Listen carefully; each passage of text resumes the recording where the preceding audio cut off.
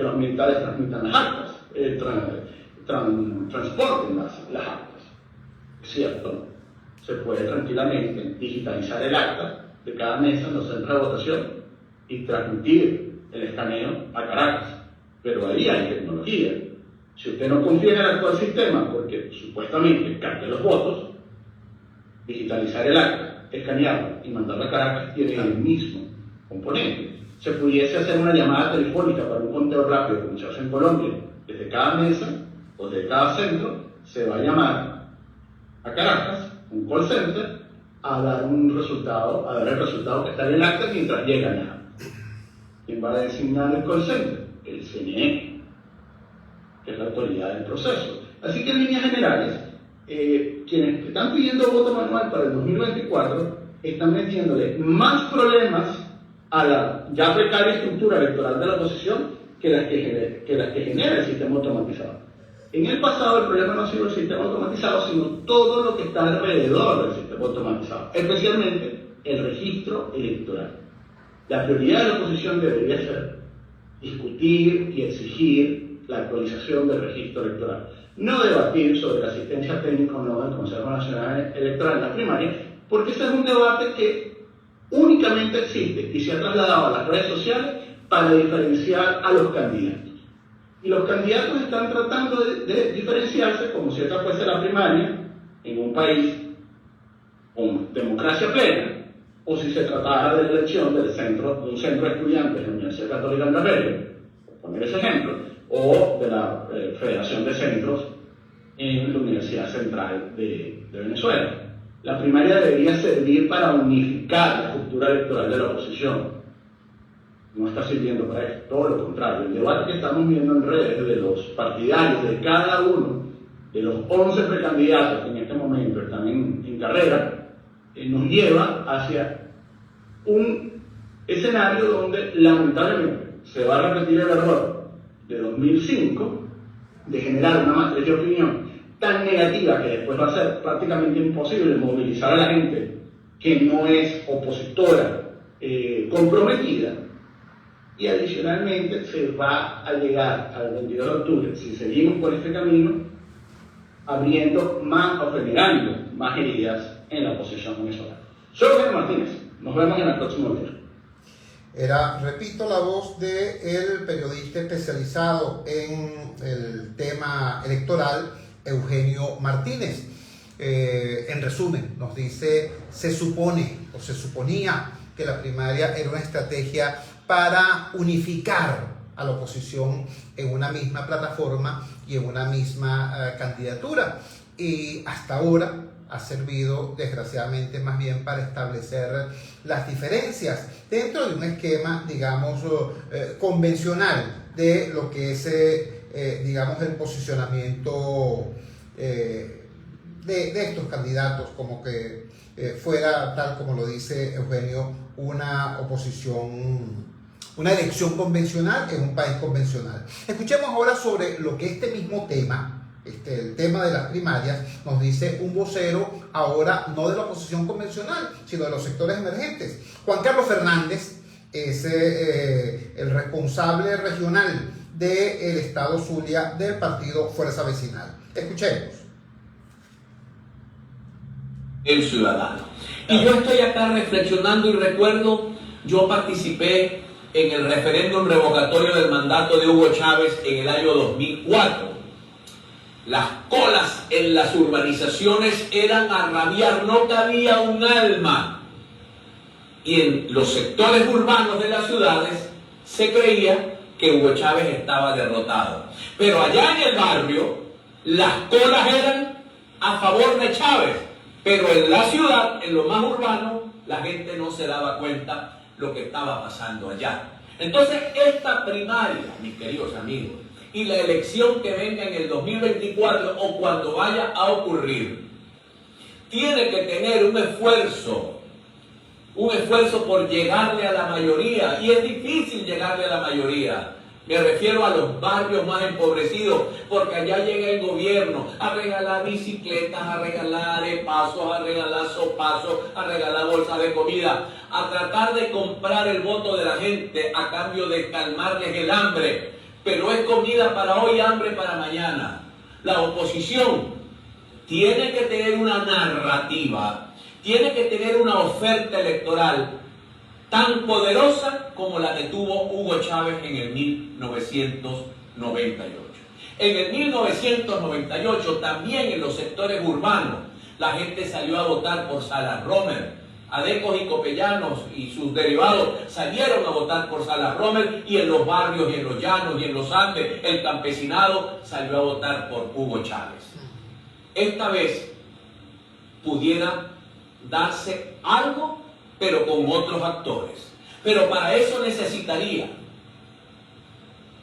la oposición dejar de ser oposición para convertirse en la alternativa democrática y llevarle un mensaje a la población de la parroquia Borja Romero, de Venancio Pulgar, de San Isidro. Ahí es donde vive la mayoría, de Luis Gustavo Higuera, de Raúl Leoni, de Francisco Eugenio Bustamante. Ahí vive la mayoría de la población. Un mensaje que los emocione, que les diga: vale la pena recoger la bolsa de comida si me la traen, pero ir a votar por un cambio. La única manera de poder contar también con centros de votación en todo el país, no solamente en la zona de confort de la oposición, sino en todo el país.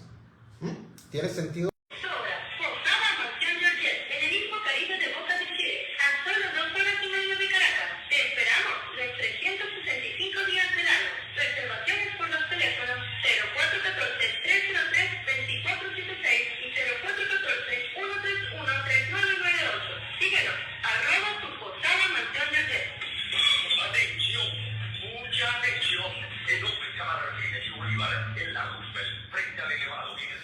Hemos tenido problemas severos en los últimos 3 días, desde el viernes pasado, con la transmisión a través de las redes. Severos. Vamos a ver cómo los resolvemos.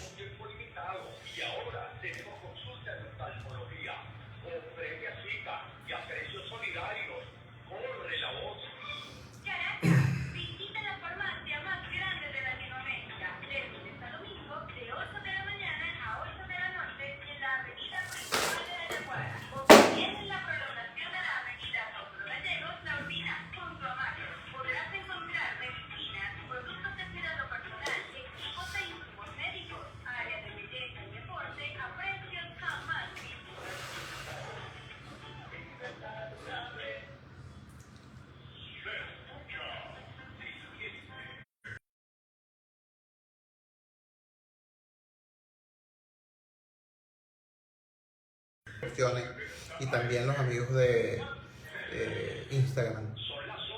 Incluso en Instagram intentamos reempezar la transmisión y sin embargo no hemos logrado. A ver si a partir de mañana utilizamos algún mecanismo para garantizar más poder en la emisión.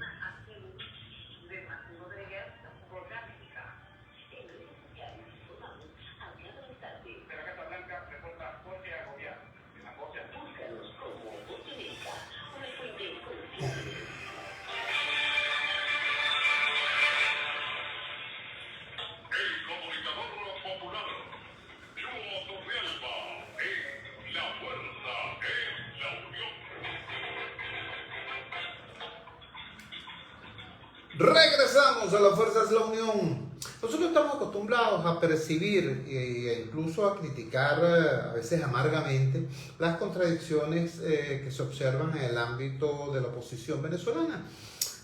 Porque independientemente de todos sus no pocos defectos, la oposición sigue siendo, pero qué duda cabe, por ejemplo, que todo este asunto, la supuesta cruzada anticorrupción, no es sino una expresión más, ¿no?, de los conflictos internos y de las disputas por el poder de diversos grupos dentro de la estructura del partido y del gobierno. ¿Qué duda cabe?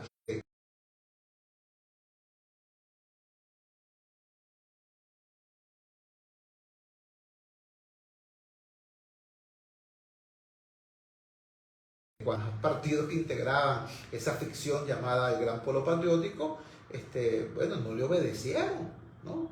Podemos siguió siendo Podemos, PPT siguió siendo PPT, UPB siguió siendo UPB y sobre todo el Partido Comunista siguió siendo el Partido Comunista. Desde entonces ha habido severas fricciones que han llegado incluso al tema de la manipulación judicial para quitarle a esos partidos hasta sus directivas y sus siglas. Estoy hablando de los partidos aliados del gobierno.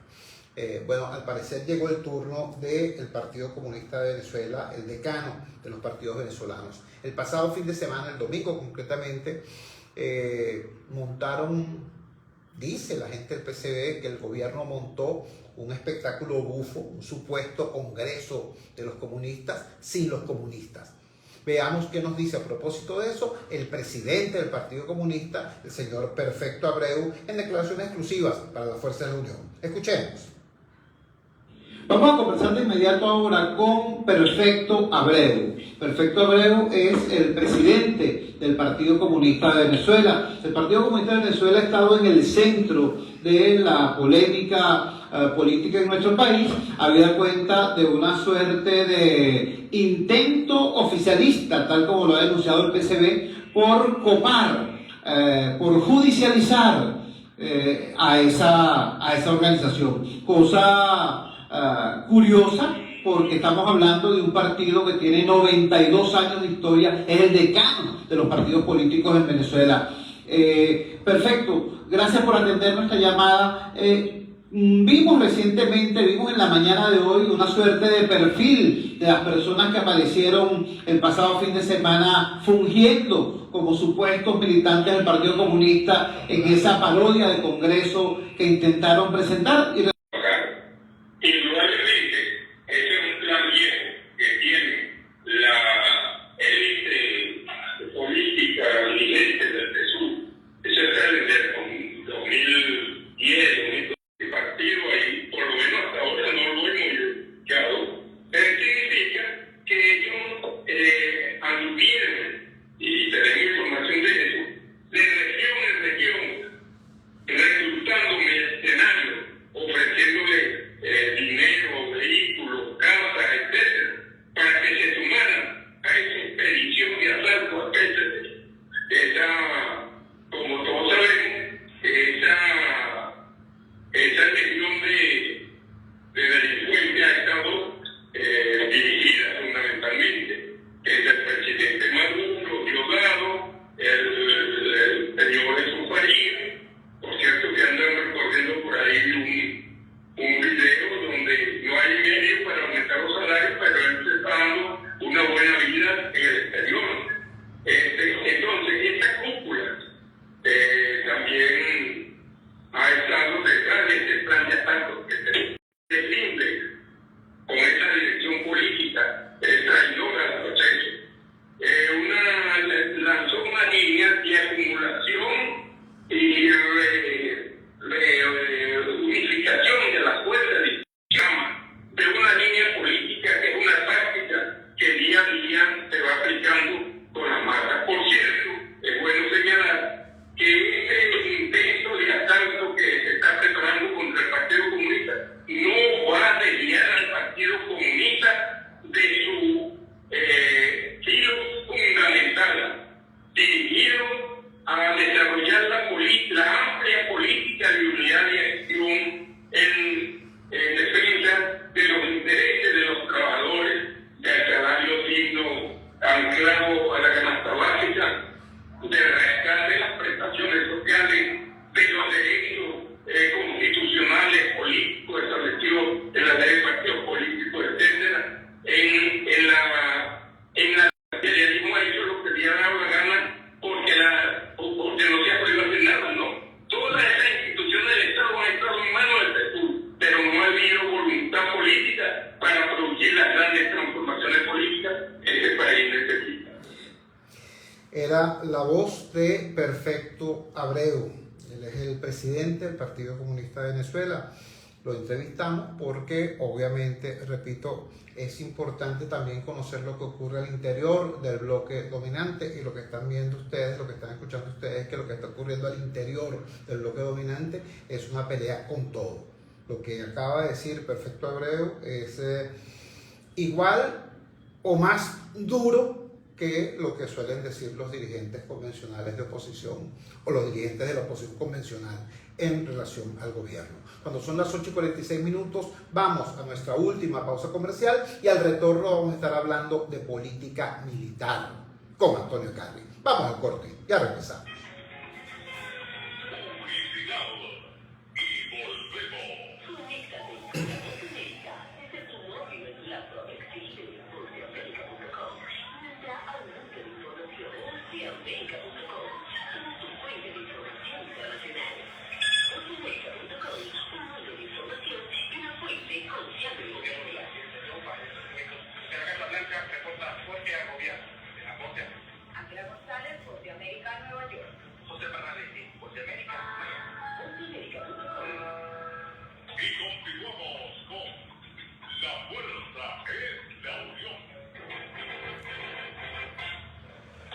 Regresamos a la Fuerza de la Unión. Quiero compartir antes con ustedes, antes de escuchar a Antonio Carri, esta noticia en el portal Contrapunto, que hoy, de la tarde de hoy, por la firma de la colega Vanessa Davis, dice así el titular: militares retirados se suman a protestas por jubilaciones y pensiones. Vivimos entre el emprendimiento y el arresto domiciliario, dicen los militares retirados, que anuncian que van a participar en la protesta del próximo 29 de mayo y estarán protestando desde la Plaza Caracas. Con ese contexto, escuchemos entonces lo que sobre este tema de la política hacia los militares, hacia la institución militar y hacia la familia militar, planteó ayer en rueda de prensa el presidente de la Alianza del Lápiz, Antonio Carri.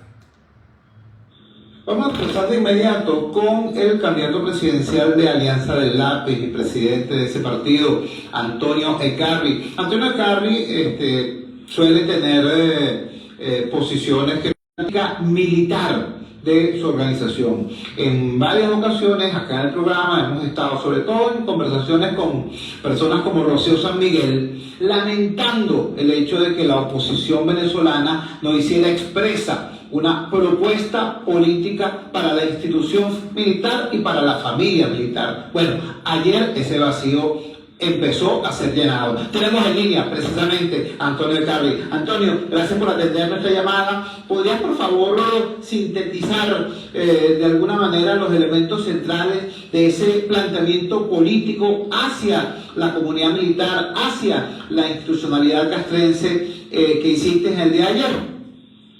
Muchísimas gracias, Luz. Mira, lo más importante en este momento tan difícil que vive Venezuela es que definamos como movimiento político una política para y por los militares venezolanos. Hoy, desde el punto de vista internacional, la existencia de nuestra Fuerza Armada, pero desde el punto de vista de buena dotación, bien organizada, bien equipada, bien pagada desde el punto de vista, porque aquí se ha satanizado mucho el tema de los salarios de la Fuerza Armada, y resulta ser que la inmensa mayoría de la familia militar venezolana está muy mal pagada, sin crédito, sin antes lo que aquello se sabía que era el INFA, que era el Instituto de Previsión Social de la Fuerza Armada Nacional. Ha quedado totalmente desvalijado, etcétera. Es decir, una situación que es muy compleja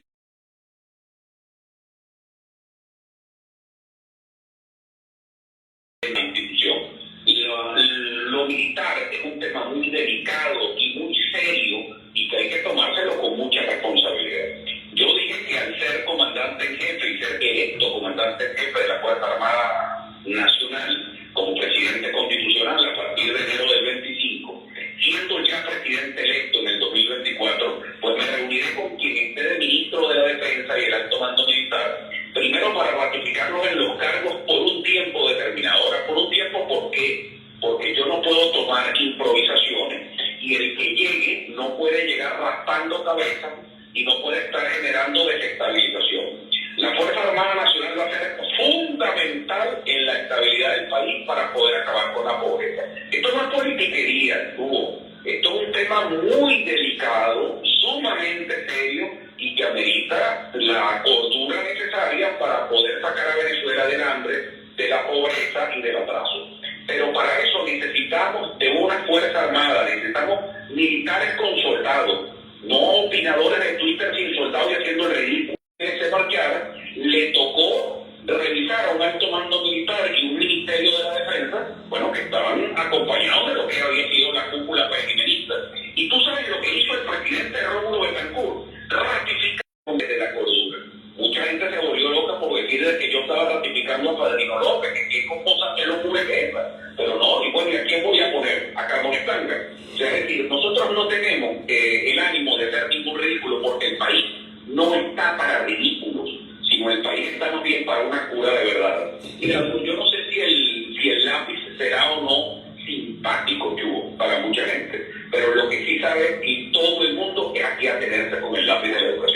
Estamos conversando con Antonio Egarri, candidato presidencial del Partido Alianza del Lápiz, quien nos está exponiendo los elementos centrales de su propuesta política hacia esa dimensión de la crisis nacional, que es el tema militar. Estamos muy de acuerdo con lo que está planteando, sobre todo cuando señalan la esquizofrenia de la oposición convencional, de la vieja oposición, como tú dices, que por un lado le adula a los militares o le susurra a los militares instándolos a conductas inconstitucionales, pero por otro lado los ofende y los agrede y les dice cobarde y le dice cualquier otra cosa.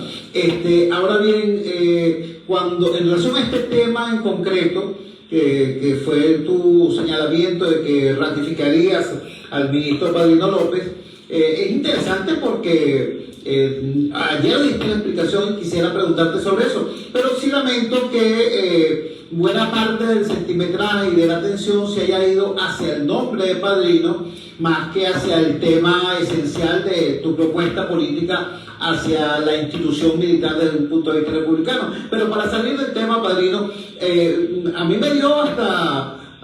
me provocó hasta una sonrisa cuando dijiste, ¿qué piensan los que ofrecen descabezar al alto mando militar, que va a ser también el ejecutor del Plan República y el que le va a cuidar los votos? Háblanos de eso, porque yo creo que es una dimensión muy realista de este problema.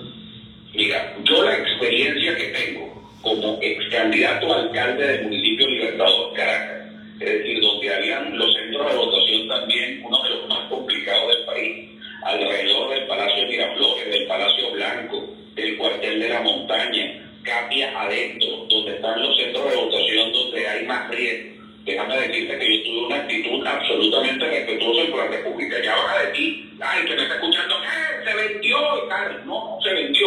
Lo que estoy tratando de decir cosas con cordura y con respeto, porque yo no puedo levantar calumnia frente a quienes no hacen. Ahora, ya ha habido abusos y que han intentado convertir a la Fuerza Armada venezolana, desdeñarla, y más bien desde el propio PSV, porque la culpa la tienen los dos, uno la del lado del esquizofrenia, pero los otros los que lo han puesto a vender pollo, cuando aquí la Fuerza Armada venezolana tiene que estar a la cabeza y al puntal tecnológico de primera desde el punto de vista científico militar para defender nuestra soberanía. Aquí no podemos seguir arriesgando a nuestra Fuerza Armada frente a grupos irregulares o intereses de otros estados sobre nuestros recursos minerales, que son tan importantes, pues somos la primera reserva de petróleo.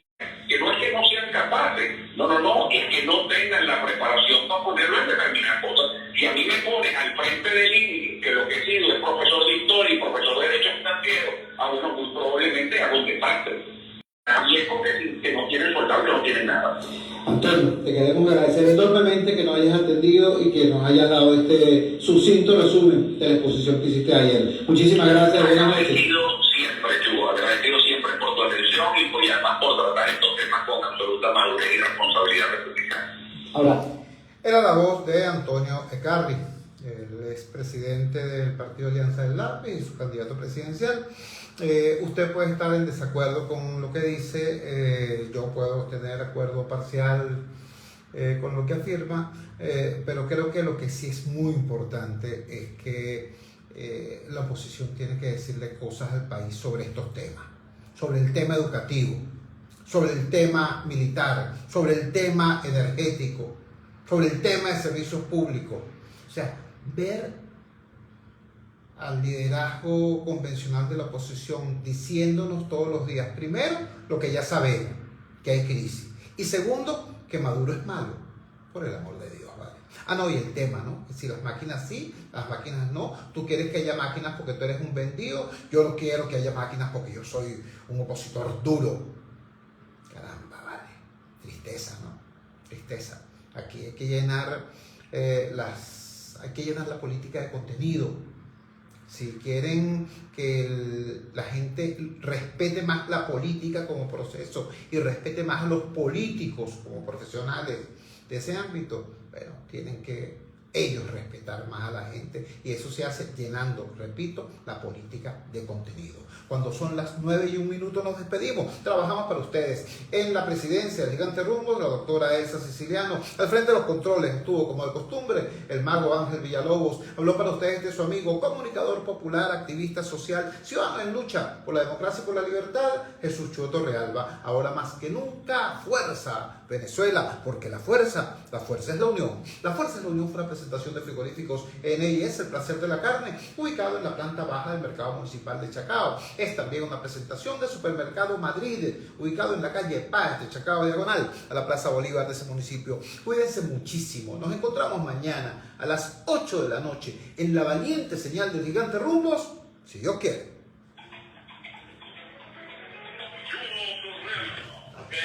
Bueno, hermano querido, gracias.